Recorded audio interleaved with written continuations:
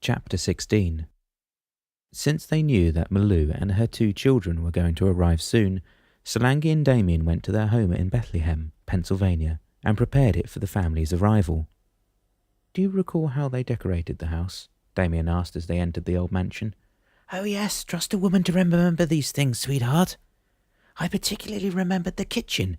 Malou had acquired all of the modern appliances, big and small, available at the time." She looked around her. "Let's see what I can do," she added, leading Damien by the hand. "What about the front room?" Damien asked as they crossed the living room. "One room at a time, Damien," Solange said, giggling.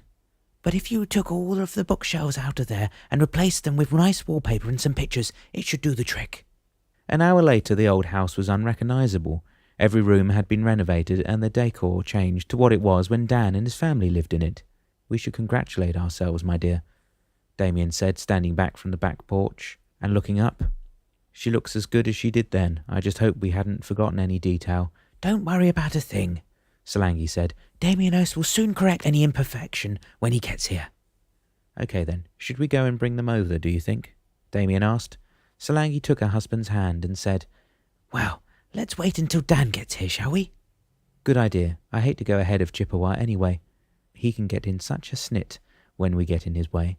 Laughing at the remark, Solange squeezed Damien's hand and they both disappeared with the next breath of wind. "I think it's time for us to make a move," Chippewa declared as the 3 men finished their breakfast at the motel. "Move where?" Gustavo asked, drinking his coffee mug empty. "I bet we're going to Pennsylvania," Dan suggested with a grin. "Right you are, son. That's exactly where we're going. But before we go, I think we need to have one last look at what you left behind." "I hope you're not going to ask us to wear a suit again, are you?" Gustavo asked jokingly. "No, I don't think that will be necessary," Chippewa replied, smiling and rising to his feet. A few minutes later, the 3 men found themselves at the Boca Raton airport. "What on earth are we doing here?" Gustavo asked, looking around him. "You know why we're here, don't you?" Chippewa asked Dan. Dan nodded. "This is the beginning of the end." "Would either of you guys explain it to me?" Gustavo insisted.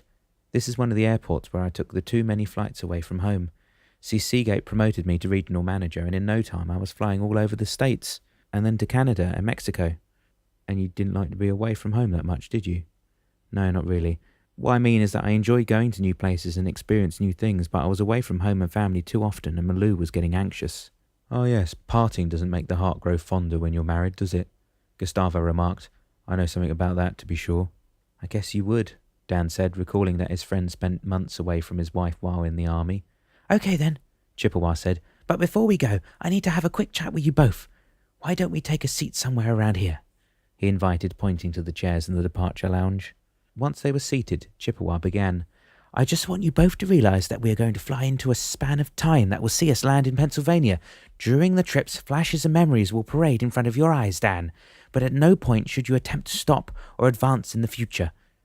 Should you attempt to do so, you will be sucked into that moment, and we will have to remain there to relive your life as you did once. The temptation will mainly reside in the fact that you will witness the birth of Daniel and Gabby, and you might want to reach for Malou's extended hand or respond to her anxious desire to be in your company. But you will need to resist this sort of temptation, and accept the fact that you want to join your family at the end of your journey." When Chippewa ended his little spiel, he looked at both men, apparently expecting some comments or queries on their parts. Gustavo was the one who first raised his gaze to Chippewa. "Will I see parts of my future too?" "No, Gustavo," Chippewa answered. "Given the fact that you have accepted to propel yourself into your future in Dan's company, you will not be able to see the life that you've not lived yet. Therefore, you will only see what Dan sees. Perhaps the best thing to do is to ensure that Dan doesn't fall into the temptation of joining his family when any of them request his presence, whatever the occasion may be." Dan had listened to this with concern. "How will I be able to refrain from giving my family what they need or want?" he asked, lowering his gaze to his lap. "If you keep in mind that you are not there in the flesh, Dan, you'll be able to resist the temptation. Besides, if you remember what you learned before we left the house in Pennsylvania, we concluded that fortitude and determination to reach your goal were the crowning qualities that should always help you vanquish any other desire or dilemma you might experience." Dan nodded but asked, "How many years will we cover during this journey, do you know?" "Oh yes, Dan, I do know," Chippewa replied, chuckling. "We will cover a span of about 10 years before we reach our destination. Why do you ask?" "Because, and once again, I don't want to relive my skiing accident. I told you that before, Chippewa." Dan was getting irritated. "And I told you that you will have to go through the experience, but only by witnessing it." Why is it so important for Dan to go through that again? Gustavo asked. Isn't it obvious he doesn't want to relive or even witness any of it? It is surely evident, as you say, Gustavo, Chippewa replied. But the accident marks the turning point in Dan's life, and this is something we can't just skip. Besides, it will give you a chance to retrace your steps after the accident and understand some of the things you did a little better. But I understand everything I did already, Dan flared. I really don't need a reminder. Ah yes, such as you don't need to be reminded how much work you put in when you tried regaining your loss of fortune, is that it? Dan had only one thing in mind at this point, to go ahead as far as he could in time to find his son. Everything else seemed irrelevant somehow. Finding Daniel was his only preoccupation. No, that's not it, Chippewa, Dan said. If we can travel 10 years in one go, why don't we travel all the way to the year where we could hope to find Daniel? That's what I'd like to know. The reason is because as a mortal being, you will not survive such a journey. When you travelled in the past with Damianos, you travelled mostly through your imagination and landed in real time somewhere else entirely. No damage done. However, when a human being travels to his future, it's another matter altogether. You can travel into your past as far as you want and return after 7 days without any problem. Yet when you make a decision such as the one you made to revisit your past and go forward into your future, your body needs to be aging as slowly or as rapidly as it can take. It's not just a matter of returning to your original date of departure, Dan. It's a matter of reliving your life. Moreover, if you were to skip over your accident, you probably wouldn't survive not only the trip but the injuries themselves. Your body would not be able to cope with the immense stress imposed upon it at the time. Dan shook his head ruefully. I'm sorry, Chippewa, he said. I didn't realize the implications. I just want to find Daniel, that's all. When the morning sun rays enveloped the cruiser with a glow that seemed surreal, Malou was already lazing in one of the lounge chairs on the upper deck. She was reading while Damianos was still curled up and sleeping under her chair. She turned the page and suddenly a smile drew on her lips. Times had changed and God knew how I was going to be used to it, she read aloud. And what was that you said? Damianos asked, suddenly appearing beside her, not as a tabby cat, but as the shepherd Malou knew so well now. I was just reading something in this book, and I thought I would do well to remember the quote since it applies to us right now. Malou looked up at Damianos. Could you repeat the quote? He asked. Sure, here it goes. Times had changed, and God knew how I was going to get used to it. Don't you think it fits us? And are you going to be able to get used to the changes in your life, Malou? Damianos asked, taking a seat in the chair next to hers. Since there's not going to be any changes, not that I know anyway, the kids and I should be able to get used to them, right?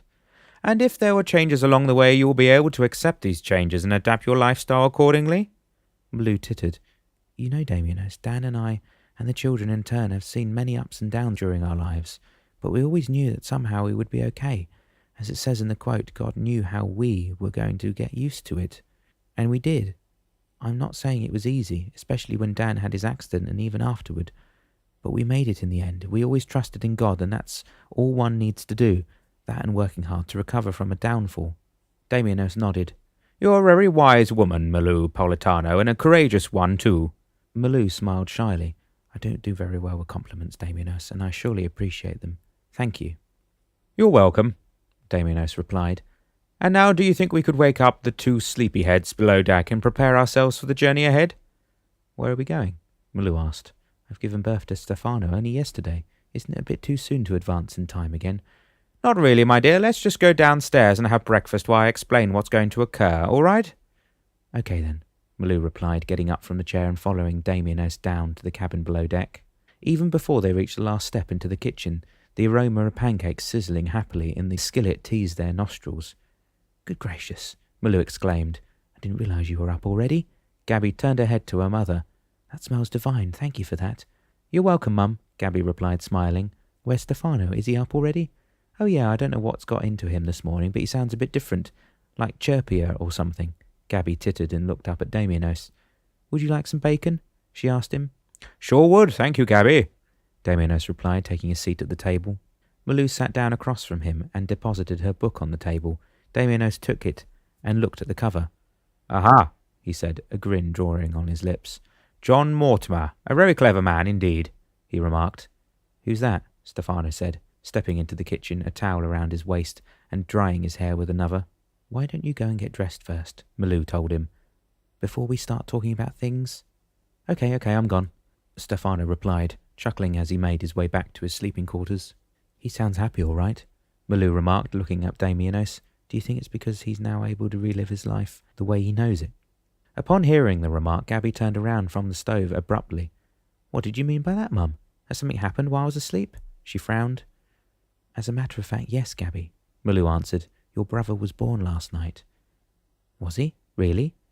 Yeah, that must be why he's a happy guy now. Gabby paused, spatula in hand. What about me? Will I get to experience my birth again? Of course you will, my dear, Damienos replied for Malou. But I'm sure you won't feel a thing. Besides, we will be transversing time while you will make your way to this world. What do you mean by that, Damienos? Gabby's inquisitive mind was working double time right now. Aren't we supposed to follow Dad? Oh yes, Gabby, and that's exactly what we are going to do. Damienos looked up at her. But don't you think your pancakes and bacon need your attention right now? He chuckled. Oh no, Gabby shouted. I don't like to burn things, it's such a waste. She turned her attention to her cooking then. Did you burn something, sis? Stefano asked as he returned to the kitchen, all dressed now. No, but just about, she replied. Okay, do you want something else besides pancakes and bacon? I've got some fruit and yogurt too if you want. A bite of everything sounds just right for me, Stefano replied, getting the plates out of the cupboard and turning to the table. And now I'm all dressed. Could you tell me who you were referring to? He asked, looking down at their cat. I was referring to the author of your mother's book, Damienos answered. His name is John Mortimer. He wrote many books related to his life as a solicitor and barrister in London. He was a very comical fellow, and his character was known as Rumpole of the Bailey, and he referred to his wife as she who must be obeyed. Stefano erupted in laughter. She who must be obeyed, eh? Must have been quite a guy, all right, he said amid renewed chuckles. Did you pick that book up when we were doing the shopping? He asked as he took a seat beside his mother. She nodded. But what's interesting about John Mortimer is that although he was very much a comedian, as Damienos said, he was a devout Christian. He believed that everything he did was thanks to the good Lord. He was striving toward finding the truth behind the actions of every criminal he defended, and was the first to have the compassion necessary to listen to their plight. Can I read it when you finish it? Stefano asked, looking at the book that Damienos had handed to him while Malou told him about John Mortimer.